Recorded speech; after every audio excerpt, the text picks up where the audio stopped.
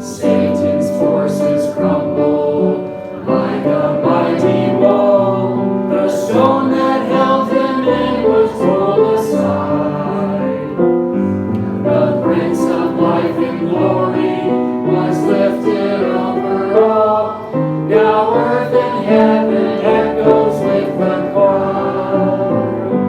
He is Lord, He is Lord. He is risen from the dead and He is Lord. Every knee shall bow, every tongue confess that Jesus Christ is Lord. Because He's Lord, He's coming as our King. Last week, we covered together the rapture. There's two phases of the second coming: the rapture to heaven and the return to earth. And you remember that briefly, right? There's two distinct phases, just like there was in His first coming. He had over 30 years between His conception and then His death and resurrection and ascension back to heaven. And we see that Christ comes for His church in the rapture, where our bodies are be changed. The dead in Christ will rise first. We who are alive and remain will be caught up or raptured, caught up together with them in the clouds to meet the Lord where? In the air, not on the earth, in the kingdom. And thus we shall be always with the Lord. He will take us back where? To His Father's house, John 14. So the rapture was an unrevealed mystery in the Old Testament, whereas the coming to earth and His reign was spoken about all throughout the Old Testament. The rapture is Christ coming in the air. His second coming refers to His coming to earth to reign. He comes for His saints in the rapture. He comes with His saints in Revelation 19. In the second coming to earth, where He, at Armageddon, He defeats the world ruler known as the beast or the Antichrist. The rapture involves only believers, whereas His return, all the people on the earth will see that. In the rapture, believers are removed, unsaved remain. In the second coming, the unsaved are removed, and the believers, God's people, dwell on the earth. Living Christians' bodies are changed. There's no translation of bodies. That, again, no signs predict the rapture, whereas numerous signs predict the second coming on earth to reign. The rapture could occur at any moment. It's imminent, whereas we see Jesus will spell out today His return to earth happens after certain signs and after the 7-year tribulation on earth. The rapture occurs before the day of wrath, whereas the second coming to earth will be after the tribulation of those days. It talks about no earthly judgment in the rapture, whereas they'll be judging the nations, no binding of Satan, and finally, a blessed hope and comfort. The rapture is something we eagerly look forward to and await, where people aren't looking forward to the second coming and the judgment that awaits them as they reject the Lord. And even those that will be not only Israel, but even Gentiles that come to the Lord during that tribulation period, their hope is, blessed are those who die in the Lord from now on, and if you endure to the end, you will be rescued. You'll be saved to come through it. Not spiritually saved, but physically saved. So completely different hopes based upon rapture versus a return to earth. So the church looks for Christ, not the Antichrist. Our preoccupation isn't trying to figure out 666, the mark of the beast, and when these things will be happen. It's looking for Christ, our Savior. And that is a purifying hope, not a hope that brings fear and causes us to be unfaithful, like the fearful, unfaithful steward parable we talked about. Again, the rapture is a signless event. The Bible never says to look for an event of Christ's return. He's ready at the door. And because of that, it's imminent. And by definition, something that is imminent cannot have signs, because then it wouldn't be able to occur until after the signs happened. And last week we ended with the difference, understanding the difference between fulfilled prophecy, fulfill fulfilled prophetic signs versus understanding the setting of the stage. The Bible gives no sign for the Lord's return to rapture His bride. We're to be always ready, just like the Jewish marriage ceremony. But it gives many signs about what will happen during the tribulation and the Lord's return to earth. And so we get an idea of what this world, what society and culture and technology will be like during those times. So it helps us to understand that this world is being prepared and set up for that future time. And I mentioned again last week that many people used to read Revelation 13 and wonder, how could one man, the Antichrist, control world commerce like that?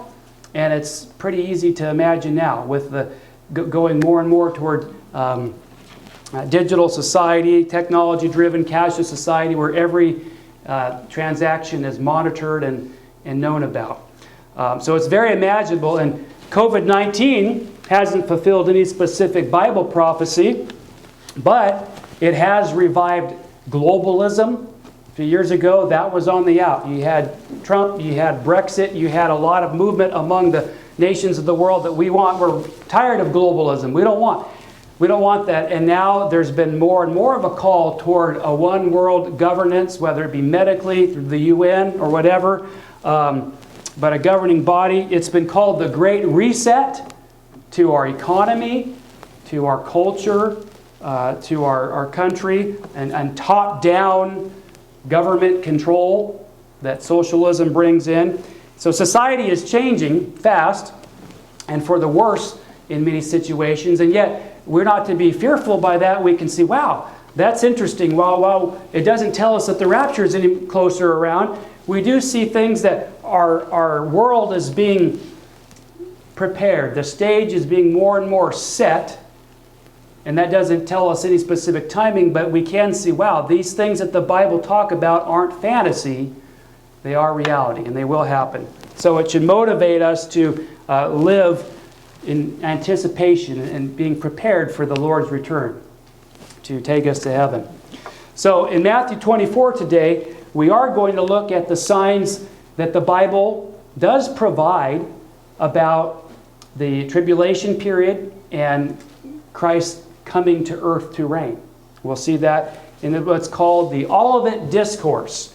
It's called the Olivet Discourse because Jesus spoke these things on the Mount of Olives, directly across to the east of the Kidron Valley, looking right over at Jerusalem and the temple buildings. How many of you have been to Jerusalem? And probably I would venture your first look at Jerusalem was from what vantage point? Where did your tour bus go? The Mount of Olives. That's where you see it all, from the Mount of Olives. And that's where Jesus gave this. So we want to look at a little of the background that sets up these questions that we see today. So look at verse 37 of the previous chapter. Matthew 23:37, just a little bit up from chapter 24. And we see this. Jesus says, "Jerusalem, Jerusalem, who kills the prophets and stones those who have been sent to her. How often I wanted to gather your children together, the way a hen gathers her chicks under her wings. And you were unwilling." Verse 38. "Behold, your house is being left to you desolate." Remember that word, desolate. Jerusalem, your house, because you were unwilling, judgment's coming and your house is going to be left to you desolate. "For I say to you, from now on you will not see me until you say, 'Blessed is the one who comes in the name of the Lord.'" When he comes as king. So, with that in mind, we go over to chapter 24 and pick up at verse 1. After saying those things, Jesus left the temple area where he was debating and discussing, saying these things to the Pharisees and the scribes and the leaders there. And he was going on his way when his disciples came up to point out the temple buildings to him. So they're leaving and they're headed up to the Mount of Olives, and it's a beautiful view. You look back and you see, wow, what a splendorous place. The temple was the pride and joy of the Jewish nation. And that mount still is. It is the centerpiece of Jerusalem, the whole world. It was the focus and main attraction for why people visited Israel and visited Jerusalem, and it still is. You haven't really visited Israel if you haven't seen the Temple Mount and that whole complex there. It's the highest point in Jerusalem. And to them, it was evidence of God's blessing on Jerusalem. He had set it apart for His name's sake, and the throne of David was there and would continue there, and there would be a descendant of David who would rule the earth forever and ever, whose kingdom would never come to an end. And where does that take place? In Jerusalem, in God's temple, where He would dwell among His people. It took place in Jerusalem. So it was their pride and joy, and it was one of the great wonders of the world. Under Solomon's day, it had been destroyed, and it was rebuilt, and still being rebuilt at this time, or beautified through Herod the Great. And tremendous stones. All that's left there now is just the foundation stones. But everything else has been cast down, and that's what Jesus will talk about. So we see that they were talking about, Mark and Luke mention in their accounts of this, that they were pointing out how massive the stones were and the beauty of the temple, because Jesus had just said, Jerusalem, because you've rejected me, your house is going to be desolated. And that's still ringing in their ears, and they're pointing out, look, how can this massive thing ever be destroyed? How could that ever happen? Look how beautiful it is, Lord. And we get Jesus' response in verse 2. But Jesus responded and said to them, do you not see all these things? Truly I say to you, not one stone here will be left upon another, which will not be torn down, cast down. So Jesus' announcement was startling. Not only that there's going to be desolated, but now the temple is going to be destroyed, not one stone left upon another on all the buildings that they were pointing out, which would mean an end to Israel's national sovereignty, an end to their hopes of the blessing that they looked for, and it would be a sign of God's judgment rather than God's blessing. It would be a byword. To this day, when you visit Israel and you see that there's not a temple on that mount anymore, there's a mosque. It's a permanent reminder of God's judgment. It's a beautiful place to visit, but Israel still does not have control and able to build their Temple Mount. That's controlled by the Palestinian Authority. We're still under the times of Gentiles, as Luke put it. And we'll talk about that a little bit. Verse 3. And as he was sitting, Jesus was sitting on the Mount of Olives, the disciples came to him privately, saying, tell us, when will these things happen? And what will be the sign, singular, the sign of your coming and of the end of the age? So these words that Jesus had spoken were still ringing and stinging in their ears. And they wanted to know if Jerusalem and the temple was going to be desolated, how would Jesus come back to reign and as Messiah to rule the nation? So it prompted the disciples to ask these questions. They're not really three questions. They're regarding the events that, when is this desolation going to happen, and then what is the sign, singular, of your of the end of the age and of your coming. Okay, what will be the sign of your coming and of the end of the age? And Mark 13 actually specifically mentions which disciples they were. It was Peter, James, John, and Andrew that privately came up to him after Jesus had sat down on the Mount of Olives. And they asked Jesus these two questions. When will this happen? That is, when will the temple be destroyed, where one stone's not left on another? And what will be the sign of your coming and of the end of the age? Interestingly, Matthew doesn't record and focus on Jesus' answer to the sign for the coming, the temple's destruction. Luke does in Luke 21:20. And in Luke, you don't need to turn there, I'll just read what Luke records in answer to that first question. Jesus said, "But when you see Jerusalem surrounded by armies, then recognize that her desolation is near, and they will fall by the edge of the sword and will be led captive into all the nations, and Jerusalem will be trampled underfoot by the Gentiles until the times of the Gentiles are fulfilled or completed." We're still under the times of the Gentiles, but there's a time coming after the rapture of the church when God will again turn his attention to the nation of Israel, and there will be a temple rebuilt in the tribulation period, and things will occur during that time. So Matthew focuses on the ultimate question, getting back to because we'll see that there's often a near fulfillment and then an ultimate future fulfillment. Israel, that generation, was getting judged then, but there's also going to be an ultimate time in which this is fulfilled. And Matthew focuses on those questions. What's going to be the sign of your coming and of the end of the age? So many confuse these terms, and we need to talk about it. Many confuse the phrase "the last days" and "the end of the age" when it comes to looking for signs. According to the apostles in the New Testament throughout, the last days began when? At the first coming of Jesus Christ, all the way to his second coming. So we are living in the last days, because the Jews looked at two things: the present age and the age to come, the kingdom age when Messiah would rule. That's what they were focused on. And for example, in Hebrews 1 through 2, you remember that it begins by saying that God spoke long ago to the prophets and the fathers in many portions, in many ways. In these what?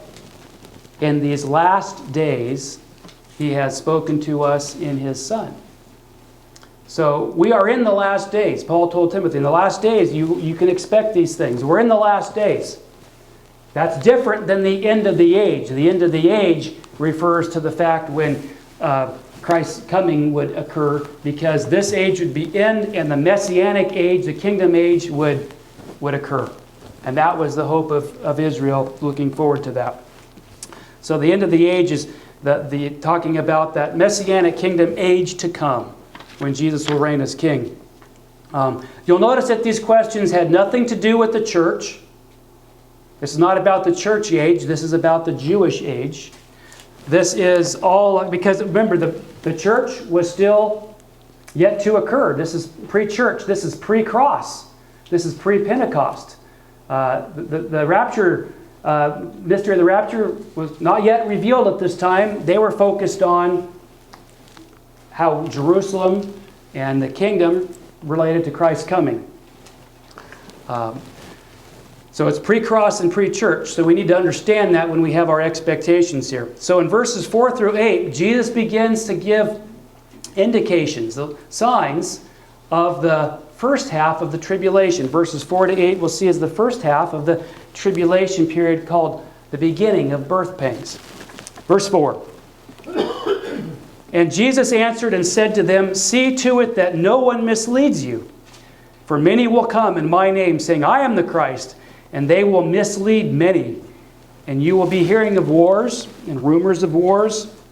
See that you're not alarmed, for those things must take place, but that is not yet the end." Remember, we're talking about the end of the age, the present age before the age to come, kingdom age. This is not yet the end. For nation will rise against nation, and kingdom against kingdom, and there will be famines and earthquakes in various places. But all these things are merely the beginning of birth pains. Birth pains indicate that in labor, you're getting close, but there's still a ways to go before the delivery. So again, this is talking about the first half of the tribulation. I'm just going to put this little thing up here because it kind of helps. We're talking about the tribulation period. Revelation 4 through 19, the last book of the Bible, talks about that tribulation period. And you'll see the things of the seals in Revelation 6 describing the same things that Christ is talking about here in the Olivet Discourse. We see false Christs will arise. In chapter 6, verse 1 to 2, you have the the false Christ, who becomes, he's going out to conquer. He looks like a hero. He looks like a Christ before he becomes a beast, an antichrist. There'll be wars and rumors of wars, the red horse. Famines and earthquakes. See that, 6:5 through 6. Famines and plagues. You see that. Persecution and martyrdom. Again, the last three deal with what we haven't read yet, the second half of the tribulation. We'll get there and come back to it. But persecution, martyrs, terrors and cosmic signs, terror, worldwide preaching, gospel, the worldwide preaching of the 144,000, the two witnesses, and the same statements being made there as well. So Matthew 29, by the way, this period is also called Daniel's 70th week, or the 70th week of Israel, found in the book of Daniel. Daniel was given prophecy. He was given a picture of the future, and he decreed to Israel how long it would be before their Messiah came. Messiah is the Hebrew word for Christ. Christ is the Greek word for Messiah. For their Messiah King came, and how long until that reign. And so we don't have time to do a whole study in the book of Daniel, which is always a fascinating thing to do. We've done that in the past.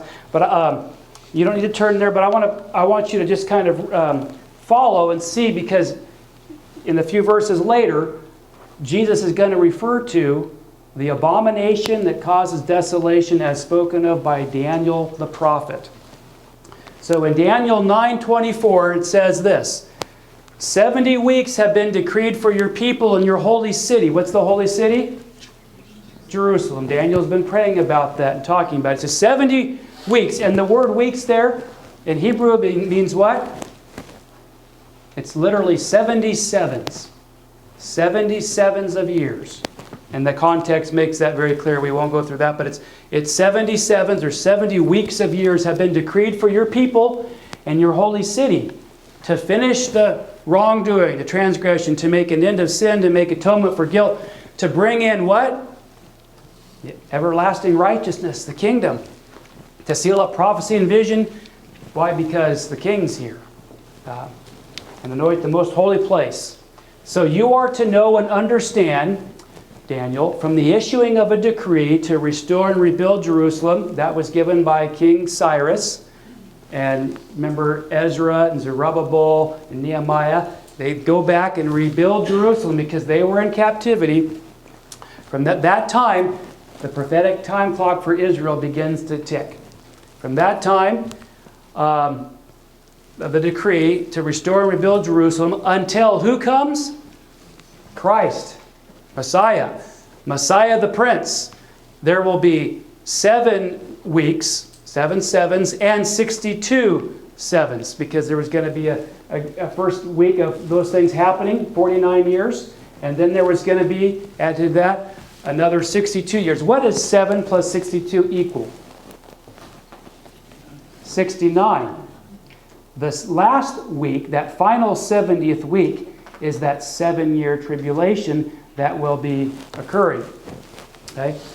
It will be built again, street and moats, even in times of distress. That's the book of Nehemiah and Ezra and so forth. Then after 62 weeks, so you got the first 7 and then the 62, so we're up to 69 weeks, 483 years. And the context explains this, and you can do the math. It says, Messiah will be cut off and have nothing. And as you remember from the triumphal entry in Easter, when did those 483 years from the day of the decree come up? The very day of the triumphal entry.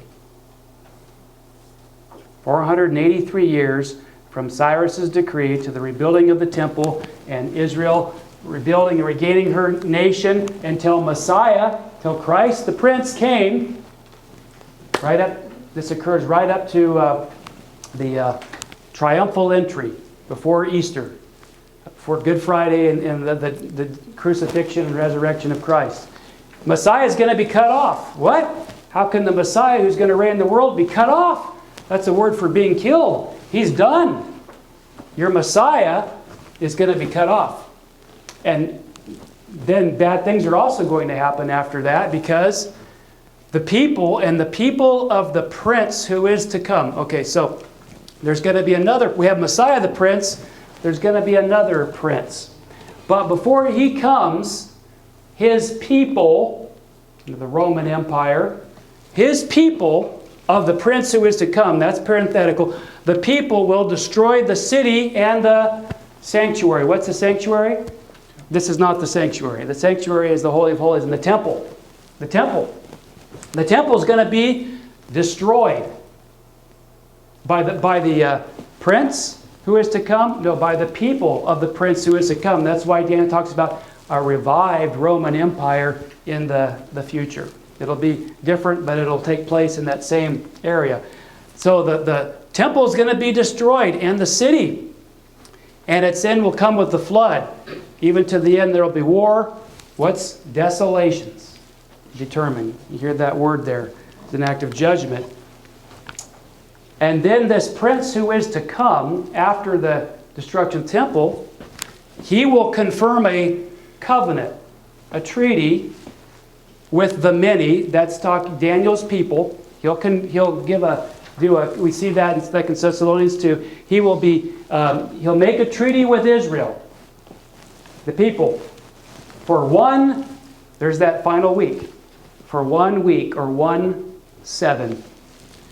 But in the middle of that 7 years, he will put a stop to sacrifice and grain offerings, and on the wing of abominations will come the one who makes desolate until a complete destruction, one that is decreed, gushes forth. So we see that remember those terms, because Jesus will be referring to that. There's going to be a future prince, an anti-prince, one who is in place of Christ, that will make a covenant with Israel for 7 years and then break it in the middle of that time and set himself up as God. More to say about that later on. All right, so let's look at verses 9 to 14. This is the second half of that tribulation period. Then, the word then is a time word. After the beginning of birth pains, then they will hand you over. Who's the you there? The church age? He's talking about the Jewish nation. And the disciples, they were Jews represented. They're asking about the temple and their nation. They'll hand you over to tribulation and kill you, and you will be hated by all nations because of my name. And at that time many will fall away, and they will betray one another and hate one another. Those are the different responses that you'll see in the book of Revelation describes going on there in Israel. And many false prophets will arise. You'll see the Antichrist has a false prophet too that helps lead people to him in worship. Many false prophets will arise and mislead many people. And because lawlessness is increased, most people's love will become cold. But the one who endures to the end is the one who will be saved. This gospel of the kingdom shall be preached in the whole world as a testimony to all the nations, and then the end will come. The end of the age. Not the last days, the end of the age. A couple of things we need to bring out. These are general descriptions of the second half of the tribulation. He'll go in verse 15, he'll specify and get more clear about what starts that period. But something that we want to notice here. This, verse 14, this gospel. Gospel simply means what? Good news. Good news. It depends on which good news you're talking about. But like the word salvation or save, and like the word gospel, we've been trained since Sunday school to think the gospel always means salvation in Jesus Christ for our sins. Salvation from hell. Save must mean salvation from hell. We don't think physical deliverance at all. We're just conditioned. Jesus is always the right answer, and He's saving us from our sins, from hell. And it must be gospel. Must be talking about what must I do to be saved eternally. That's not how it's used, because you'll notice it says, what gospel? It's got a word there before it. This gospel. And it's the gospel of the kingdom. This God, well, he hasn't talked about that. This refers to what has just been spoken in verse 13. What does the previous verse say? But the one who endures to the end will be saved. Now, unfortunately, many people, hyper-Calvinists and theologians think, well, see, this was referring to be everybody enduring to the end of their own lives. And if they don't deny the faith and if they persevere and endure in good works, then they'll make it to heaven, which is work salvation. Pure and simple. This is not talking about that. Again, we're talking about the Jewish age. The Old Testament's the context here. And what did salvation mean primarily? Not spiritual deliverance, but physical deliverance and rescue. Those Jewish believers going through this last half of the tribulation, if they make it through, they will be preserved. They will be saved. Just as we saw in Hebrews talking about the Lord comes for a salvation, not in reference to sin, but he's coming again for a salvation that deals with his second coming, that has nothing to do with sin, but a rescue from his enemies when he rules on this world. The book of Hebrews talks about that. So it's this gospel of kingdom that whoever endures to the end of what? The end of your life? The end of what? The end of the age. And he makes that very clear in the coming verses. Endures to the end will be saved. The rest of the Mark and Luke and the others that talk about it also refer, your life will be preserved. That's the point here. So this gospel, meaning this good news, that if you make it through here, you will live to see Christ in his kingdom. You'll be preserved. You'll be saved because the king is coming to set up his kingdom. And if you make it through, you will be saved. You will be preserved to see that. And we'll see that here in just a minute here. But I want to say, many well-meaning mission organizations have gotten the wrong idea from this verse that Jesus can't return to rapture his church until every last person and tribe on this earth will be reached. And therefore, if we just, double down. Now, I'm for doing that. But that doesn't, the church's obedience there doesn't hinder Christ from return at all. We should be getting the gospel out. But that is not any way a precondition for the Lord's return, because this will be occurring during that tribulation period, and everyone will hear. Every tribe, tongue, kindred, and nation as well, even in that time. Let's go back here. Verse 15. Therefore, when you see the abomination of desolation, that sacrilege, that is an abomination to God and the people of Israel, that brings about desolation, destruction, a complete loss, which was spoken of through Daniel the prophet, standing in the holy place. This is the midpoint of the tribulation. It says, let the reader understand. Then. When did we see verse then before? Verse 9. You had the beginning of birth pangs, and then they will hand you over to tribulation. What do you see for that sign? He says, when you see the Antichrist set up his image in the temple. Again, Revelation, 2 Thessalonians talks more about that, but we're just getting an overview now. When you see that in the temple, standing in the holy place, let the reader understand. Then who? Then those who are in America, no, those who are in Judea, that area around Jerusalem, the whole area, vicinity, those who are in Judea must flee to the mountains. Our focus is on Christ, not on fleeing. Those who are in Judea, though, in this time, when they see this happen in the temple, you don't have much time. Run for your lives. Verse 17. Whoever is on the housetop must not go down and get those things out of his house. Again, all these descriptions are saying it needs to happen quickly. Whoever's in the field must not turn back to get his cloak, but woe to those women who are pregnant, because it's hard to flee when you're pregnant and weighed down. And those who are nursing babies in those days. Moreover, pray that when you flee, it will not be in the winter or on Sabbath, For then there will be a great, what? Tribulation, such as has not occurred since the beginning of the world until now, nor ever will again.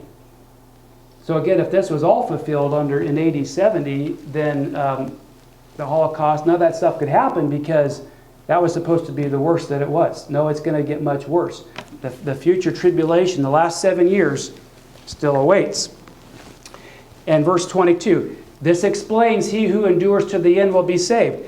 And if those days had not been cut short, just like, think Job, God allowed Satan to do so much with Job, but there was a term limit on that. He said, if those days in the Great Tribulation had not been cut short, no life would have been what? Saved. Now you immediately know what saved in that context means, don't you? Because of the terribleness of those days, no souls would be saved. That means the same thing. It's talking about no lives would be physically preserved or saved. But for the sake of God's chosen ones, the elect, those days will be cut short. They're not going to end forever because it's so bad that nobody would survive. It's kind of Armageddon. So again, that explains what it means. But God's got a timetable on that. And if you endure to the end, if you make it through as God's people, you're going to see the King. You're going to see the good news that the kingdom is going to be established because the King is coming and be part of his royal reign there. Verse 23. Then if anyone says to you, behold, here's the Christ, or he's over there, don't believe him. For false Christs and prophets will arise and provide great signs and wonders. Read the book of Revelation. You'll see great signs and wonders. False signs, though. So as to mislead, if possible, even God's elect. Behold, I have told you in advance. So if they say to you, behold, he's in the wilderness, don't go out. Behold, he's in the inner rooms, don't believe them. For just as the lightning comes from the east and flashes as far as the west, so will the coming of the Son of Man be. Again, Son of Man is that messianic title in Daniel. Jesus speaking of himself. Wherever the corpse is, there the vultures will gather. That's another Old Testament terminology, phraseology, that refers to the fact that there's going to be judgment. There's going to be death, and the birds of prey will eat on the carcasses. You also see that in Revelation 19. So the point is, Jesus' coming will be quick. You won't have time to... when you see the Antichrist that brings about the abomination of desolation, those in Judea need to flee.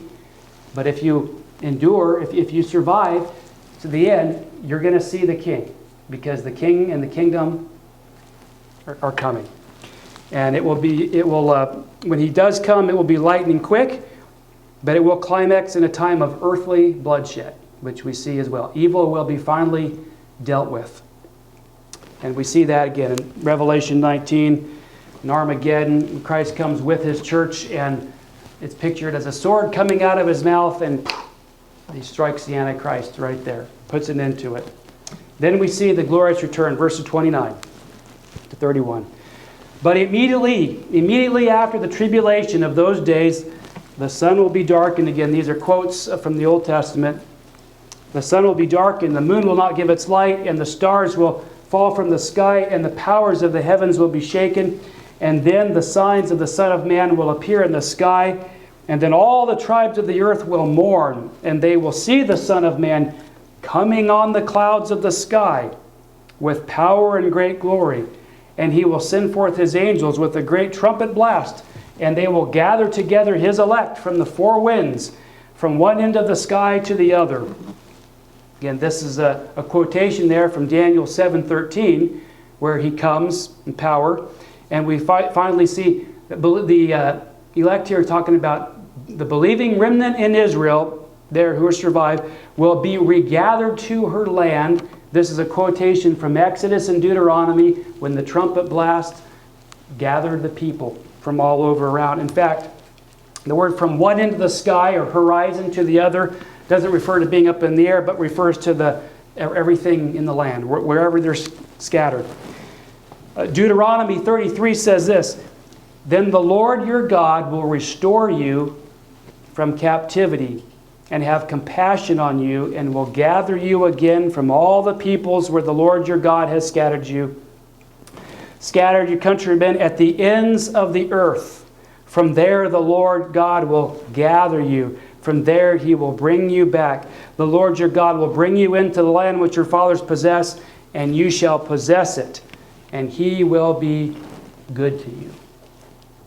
God is going to fulfill all of his promises to the nation of Israel, not because they're righteous, but because of the sake of the fathers, for the calling of God are irrevocable. For Abraham, David, God is going to keep his promises to Israel. Period. And he's going to be good to them, and they shall be in the land and possess it, as he talked about, as Jesus talked about many times in parables and throughout. And we need to realize that God will not only keep his promises to Israel, but that's a good thing, because that means God will keep his promises to us, to you, and everyone. We are not replacement theology where it says, you know what, he's had enough of Israel. They sinned enough to where he's just done. He's just done with those Jews. Oh, the world's been saying that for a long time. Anti-Semitism's been going around for a long time.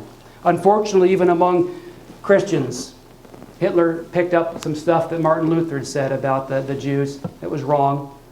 No, we have not replaced God's program for Israel. God is still going to fulfill his promises to them, and God is going to fulfill his promises to us. We can take him at his word. And if he didn't fulfill his promises to Israel, why do you think you're so good that God would fulfill his promises to you? You think you're better than the nation of Israel? You need to read the Bible again and have a little more humility if you think that. The fact that God is faithful to people, even it says, if they are faithless, he remains faithful because he cannot deny himself. That was not only spoken to Israel, that's spoken in 2 Timothy 2, 11 and 12 to the church. So as a result of that, we can take joy in knowing that God fulfills his word.